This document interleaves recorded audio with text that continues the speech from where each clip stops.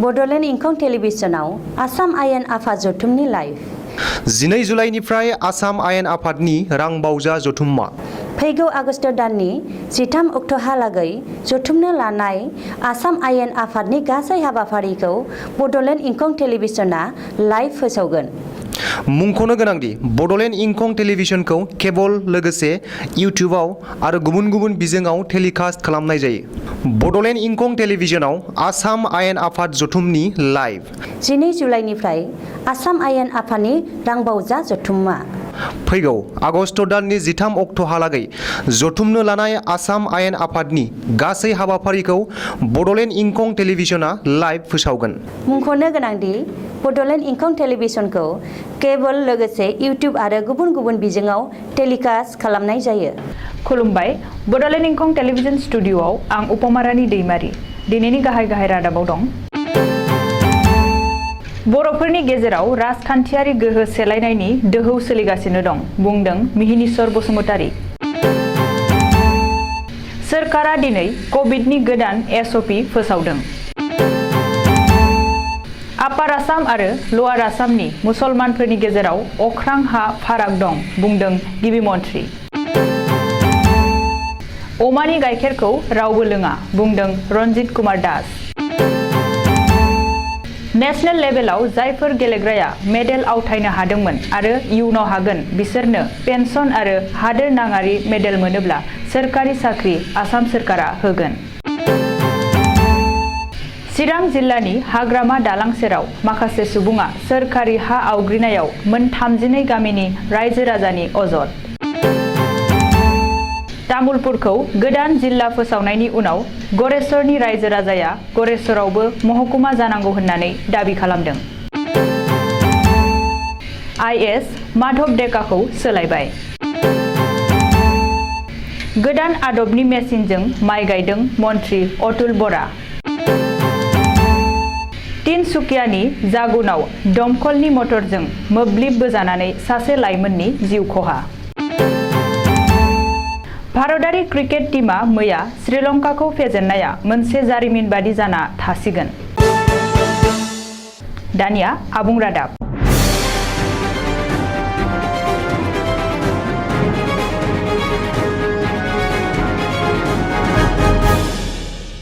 बर'फोरनि गेजेराव राजखान्थियारि गोहोखौ लाना सेलायनायनि दोहौ सोलिफुगासिनो दं। बर'फोरनि गेजेराव खौसेथि गैयैनि थाखायनो गोबां बिथिङाव बर'फोरा उनफिनना थानोबो गोनां जादों आरो दिनैबो गोख्रोङै गसंथानो हानाय हालोदाव फैनो हायाखै।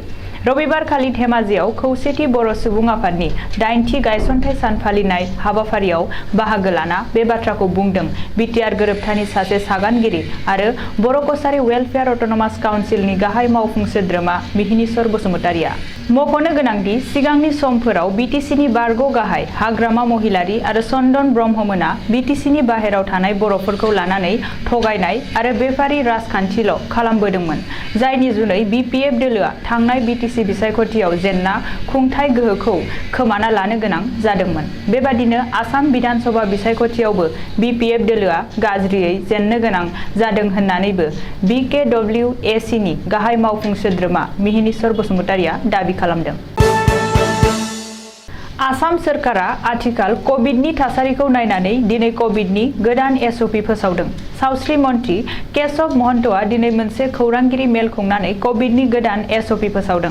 सावस्रि मन्थ्रिया फोसावनाय कभिडनि गोदान एसअपि बादियै रायजोनि मोनबा जिल्लाखौ आबुं कन्टेनमेन्ट जन फोसावनाय जादों। बे जिल्लाफोरा जादों गलाघाट, जरहाट, लखिमपुर, बिश्वनाथ आरो सनितपुर। आबुं कन्टेनमेन्ट जनाव थानाय मोनबा जिल्लायाव 24 घन्टा कार्फ्यू थागोनब्लाबो मोनाबिलि 5 रिंगासिम गासैबो फार्मासि आरो गेलामाल दखानफोरा खुला थागोन। ओरैहाय बे समावबो आबुं कन्टेनमेन्ट जनाव थानाय मरिगाव आरो गवालपारा जिल्लायाव माखासे बिथिंखौ गुरुं खालामनाय जादों। मरिगाव आरो गवालपारा जिल्लायाव सानजौफु 12 रिंगासिम गासैबो दखान गलाफोरा खुला थागोन आरो 1 रिंगानिफ्राय कार्फ्यू सोलिगोन, नाथाय गेलामालनि दखाना मोनाबिलि 5 रिंगासिम खुला थागोन। बबेखानि रायजोनि माखासे जिल्लाफोराव सिगांनि नेम खान्थिया बाङाय थागोन, अब्लाबो डिब्रुगड़, शिबसागर आरो नगाव जिल्लाखौ सावस्रि बिफाना गोख्रों नोजोराव दोनगोन। हाबा, गोथै गारनाय आरो बायदि बायदि धोरोमारि हाबाफोराव सा 10 सुबुं थुबुर जानो हागोन। बेबादिनो फैबाय थानाय ईद फोरबोआव इस्लाम धोरोमारिफोरखौ गावबा गावनि न'आवनो नामाज फरायनो खावलायदों आरो मस्जिदाव सा 5 सुबुङाल' ज' जानो हागोन होनना बिथोन होदों। ओरैहाय इन्टार डिस्ट्रिक्ट हान्थिनायखौ आरोबाव सप्तासेनि थाखाय होबथानाय जागोन। गुबुन रायजोनिफ्राय फैनाय रेल आरो उरां दावबायारिफोरखौ कभिडनि मोन्नैबो डज भेक्सिन लाखानायब्लाबो रेल स्टेशन आरो उरां गाथोनाव कभिड टेस्ट खालामनाय जागोन। नाथाय कभिडनि मोन्नैबो डज भेक्सिन लानाय दावबायारिफोरा आर्टिफिसियार टेस्टनि जेबो मासुल होनांनाय नङा। मख'नो गोनांदि सावस्रि बिफाना दिनै गोदानै फोसावनाय कभिडनि एसअपिआ गाबोननिफ्राय गोहोम गोग्लैगोन। आसामाव मुसलमानफोरा मोननै बाहागोआव दं। आसामनि मुसलमानफोरा धोरोमारियै मोनसेयैब्लाबो हारिमुआरियै मोननै बाहागोनि। आपार आसाम आरो लवार आसामनि मुसलमानफोरनि गेजेराव अख्रां हानि फाराग दं। आपार आसामनि मुसलमानफोरा थागिबि। बे बाथ्राखौ गिबि मन्त्रि डक्टर हिमन्त बिश्व शर्माया दिनै आसाम आयेन आफादनि रांबावजा जथुमाव बुंदों। मख'नो गोनांदि रांबावजा जथुमाव दिनै सुबुं सानखो होबथानायनि सायाव सावरायनाय जायो। बे सावरायनायावनो आसामनि मुसलमानफोरा मोननै बाहागोनि आरो धोरोमा मोनसेब्लाबो गावजों गाव गोरोबलाया होननानै बुंदों। मख'नो गोनांदि सदनाव गिबि मन्थ्रिया बेखौबो बुंदों दि आसामनि सिङावनो दरनै आसाम दं। आपार आसामनि एमएलएफोर आरो लवार आसामनि एमएलएफोरनि गेजेरावबो फारागथि दं। आपार आसामाव नखरफोरानो गैया, नाथाय धुबुरीयाव नखरफोरा दं। डिब्रुगड़नि एमएलएआ धुबुरीनि एमएलएनि बाथ्रा बुजिया। बेखायनो आपार आसामनि एमएलएफोरा धुबुरीयाव सप्तासे आरो धुबुरीनि एमएलएफोरा आपार आसामाव सप्तासे थानायनि खाबु खालामनांगौ होननानैबो गिबि मन्थ्रिया बुंदों। अमाया भगवान विष्णुनि अवतार। बेनिखायनो अमा बुथारनाय आरो जानायखौबो होबथानायजों लोगोसे मस्जिदनि 500 मिटार जानथायाव अमा बेदर फाननायखौ होबथानांगौ होनना कंग्रेसनि एमपि आब्दुल खालेकआ दाबि खालामनायनि रिएक्शन होदों मन्थ्रि रन्जित दासआ। रबिबारखालि रन्जित दासआ मोनसे खौरांगिरि मेल खुंना बुंदों दि अमानि गाइखेरखौ रावबो लोङा, नाथाय मोसौनि गाइखेरखौ बयबो लोङो। हिन्दु, मुस्लिम, ख्रिस्टान, कंग्रेस, बिजेपि बयबो मोसौनि गाइखेर लोङो, नाथाय अमानि गाइखेर लोंनायनि बागै खेरायाखै। बबेखानि अमाया विष्णुनि अवतारब्लाबो आरो धोरोमखौ नायनानै मोसौ रैखाथि बिलखौ लाबोआखै। आसामाव गाइखेरनि आंखालखौ सुफुंनो आरो मोसौखौ रैखाथि होनांगौनि थाखाय मोसौ रैखाथि बिलखौ लाबोनाय जादों। आथिखालाव गेलेमु बिथिङाव जोबोर मोजां राहा लानो थांनायखौ आसाम आयेन आफादनि रांबावजा जथुमाव सावरायनाय नुनो मोन्दों। समबारखालि आसामनि गिबि मन्थ्रि डक्टर हिमन्त बिश्व शर्माया रांबावजा जथुमाव फोरमायथिनानै बुंदों दि आसामनि जायफोर गेलेग्राफोरा थांनाय समाव एबा फैगौ समाव जायखिजाया आयदायाव जायखिजाया मेडेल, नेशनेल लेभेलनि मेडेल आवथायनो हादोंमोन आरो इयुनाव आवथायनो हागोन, बिसोरनो आसाम सोरखारा दानफायाव 8,000 रांनि पेन्सन होगोन। बेनि अनगायैबो जायफोर गेलेग्रा लाइमोनफोरा हादोर नाङारि लेभेलाव जायखिजाया बिथिङाव जायखिजाया रोखोमनि मेडेल आवथायनो हागोन, बिसोरनो सोरखारि साख्रि होनाय जागोन। आथिखालाव बे थांखिखौ रांबावजा जथुमाव गोग्गोमै आजावनो हायोब्ला फैगौ समाव आसामनिफ्राय गोबां लाइमोनफोरा गोसो गुदुङै आवगायबोगोन आरो साबसिन हामसिन खालामनो हागोन। चिरां जिल्लानि हाग्रामा दालां गुदिनि आइ दैमा रुगुङाव गोग्लैसोनानै थानाय दालां आरो फैलाव सोरखारि हाखौ माखासे सुबुङा गोसोबादियै आवग्रिनानै लानायखौ नुनानै जायगानि मोन 32 गामिनि रायजो राजाया रबिबारखालि अजद दैखांनानै बादा हैनो थांनायाव गोबां दावराव दावसि जालांदों। जाहोनाव धालिगाव थानानि असि आरो चिरां जिल्लानि जिल्ला मेजिस्ट्रेटमोनहा हाखु दाखुयै बै जायगायाव थांनानै थासारिखौ सुग्लायहोदों। जिल्ला मेजिस्ट्रेटआ मोन्नैबो बिथिंनिफ्राय लिरनाय महराव आर'जलाइ एबा अजदलाइ बिनानै जिल्ला बेंगिरिनि मावख'आव गोजोनै सावरायहैनांगौ होननानै सुबुरुन होबोनानै उननि समाव बिजिरनाय होगोन होननानै खौरांगिरिनि सिगाङाव फोरमायथिदों। नाथाय मोन 32 गामिनि सुबुङा फोरमायनाय बादिब्ला बैफोर सुबुङा जायगानि एबा खाथि खालानि नङा। आसाम आयेन आफादनि सोलिफु रांबावजा जथुमाव राङारि मन्थ्रि अजन्ता नेवगनि थफ्लानिफ्राय ओंखारनाय एबा फोसावजानाय बिटिआरनि तामुलपुर महकुमाखौ गोदान जिल्ला जागोननि खौरांखौ मोननानै तामुलपुरनि रायजो राजाजों लोगोसेनो गरेस्वरनि रायजो राजायाबो रंजाखांनायखौ नुनो मोन्दों। आथिखालाव गरेस्वरनि रायजो राजाया गरेस्वरखौबो तामुलपुर जिल्लानि महकुमा फोसावनांगौ होननानै दाबि खालामदों आरो बे दाबिनायखौ मावफुंलांनो एबा दैदेनलांनो थाखाय मोनसे बिख' आफाद दानायबो जादों। गरेस्वरनि रोंग'सा बरुवा कान्त ब्रह्मआ बुंदों दि थांनाय 1992 मायथाइनिफ्रायनो गरेस्वरखौ महकुमा खालामनांगौ होननानै दिसपुराव थांनानै दाबि खालामबोदोंमोन।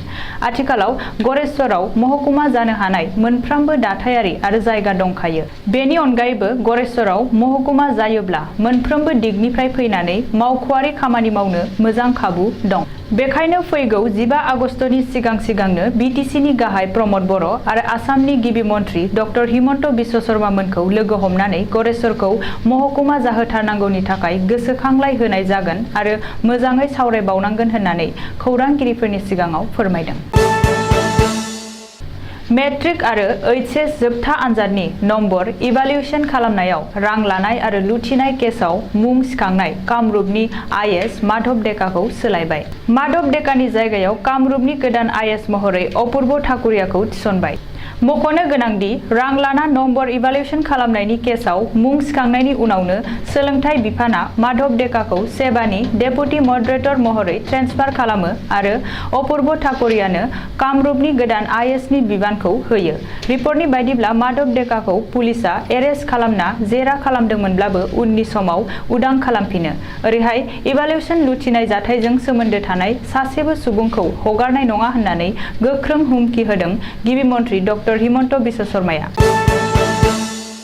आरोबाव खनसे आबादारिनि महराव आबाद फोथाराव ओंखारदों आबाद बिफाननि मन्थ्रि अतुल बराया। आबाद मन्थ्रि अतुल बराया नुमलिगड़आव गोनोखोआरि आदबजों माइ आबाद मावदों आरो गोदान आदबनि मेसिनजों माइ गायदों।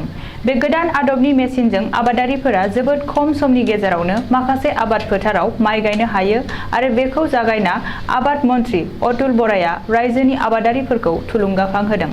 बे हाबाफारियाव बाहागो लाना मन्थ्रि बराया बुंनाय बादिब्ला आसामखौ हादोरनि दरबा जौगाखां आरो गोहोगोरा रायजोफोरनि गेजेरनि दरसे रायजो खालामनो थाखाय रायजो सोरखारा मोनफ्रोमबो बिथिङाव खामानि मावनो आखायाव लादों। आबादारिफोरनि थाखायबो सोरखारा माखासे बिथांखिफोर लादों। बबेखानि फैबाय थानाय समाव आबादारिफोरनि सायाव बांसिन गोख्रों नोजोर होगोन होननानैबो अतुल बराया बुंदों। सानजा आसामाव तिनिसुकिया जिल्लानि जागुन थाना बेंखनाव रबिबारखालि दुगैनो थांनाय सासे हिन्जावसा लाइमोना दमकलनि मटरजों फोनांजाबनाय मोब्लिब गोहोनि सर्ट सार्किटजों जायगायावनो जिउ गोमादों। नखरनिया मिथिहोनाय बादिब्ला थैनाय लाइमोन हिन्जावसानि मुङा 17 बोसोर बैसोनि नलनी निपुन। नलनी निपुनखौ नखर खाथिनि मार्गेरिटा मडेल हस्पिटालाव लांदोंमोनब्लाबो डाक्टारा थैबाय होननानै फोसावदों।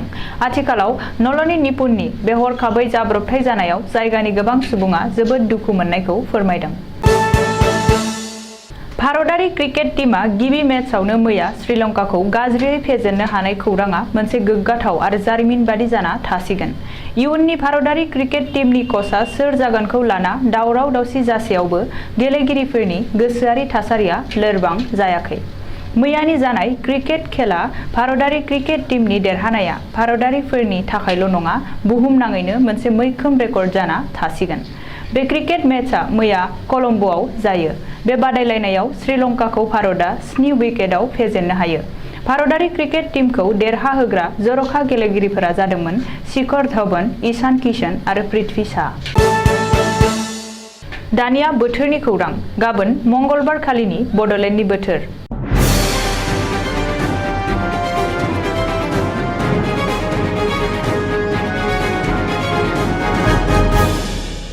भारतनि बोथोर बिगियानख'नि सुलुं बादियै गाबोन मंगलबार 20 जुलाइखालि बड'लेण्ड हालामनि अख्राङाव दोमैलुनायजों लोगोसे अखा हानाय आरो सान्दुंबो दुंनो हागौ। बड'लेण्डनि आवथायाव थानाय मोनब्रै जिल्लानि बोथोरनि गाबोननि सुलुंफोरा जाबाय फारियै। क'क्राझार जिल्ला। गाबोन क'क्राझार जिल्लायाव बोथोरा 31 डिग्री सेल्सियास जागोन। फुंबिलि समाव अखा दोमैनाय आरो अखा हानाय लोगोसे सान्दुं दुंनायनि इसारा दं। सानजौफु समाव अखा दोमैनायजों लोगोसे अखा हानाय आरो सान्दुं दुंनो हागौ। थिग बेबादिनो हरनि समाव अखा दोमैनायजों लोगोसे एसे बिबांनि अखा हानायनिबो जाथावना दं। चिरां जिल्ला। गाबोन चिरां जिल्लायाव बोथोरा 31 डिग्री सेल्सियास जागोन। फुंबिलि समाव अखा दोमैनाय, एसे बिबांनि अखा हानाय आरो सान्दुं दुंनायनिबो जाथावना दं। सानजौफु समाव अखा दोमैनाय, अखा हानाय लोगोसे सान्दुं दुंनो हागौ। थिग बेबादिनो हरनि समावबो अखा दोमैनायजों लोगोसे एसे बिबांनि अखा हानायनि इसारा दं। बाक्सा जिल्ला गाबोन बाक्सा जिल्लायाव बोथोरा 32 डिग्री सेल्सियास जागोन। फुंबिलि समाव अखा दोमैनाय, एसे बिबांनि अखा हानाय आरो लोगोसे सान्दुं दुंनायनि जाथावना दं। सानजौफु समावबो अखा दोमैनाय, अखा हानाय आरो लोगोसे सान्दुं दुंनो हागौ। थिग बेबादिनो हरनि समावबो अखा दोमैनायजों लोगोसे एसे बिबांनि अखा गोग्लैनायनि इसारा दं। उदालगुरि जिल्ला गाबोन उदालगुरि जिल्लायावबो बोथोरा 32 डिग्री सेल्सियास जागोन। फुंबिलि समाव अखा दोमैनाय, एसे बिबांनि अखा हानाय आरो सान्दुं दुंनायनिबो इसारा दं। सानजौफु समावबो अखा दोमैनाय, अखा हानाय आरो सान्दुंबो दुंनो हागौ। थिग बेबादिनो हरनि समावबो अखा दोमैनायजों लोगोसे एसे बिबांनि अखा हानायनि जाथावना दं। दिनैनि रादाबा एसेनोसै। गोजोन्थों।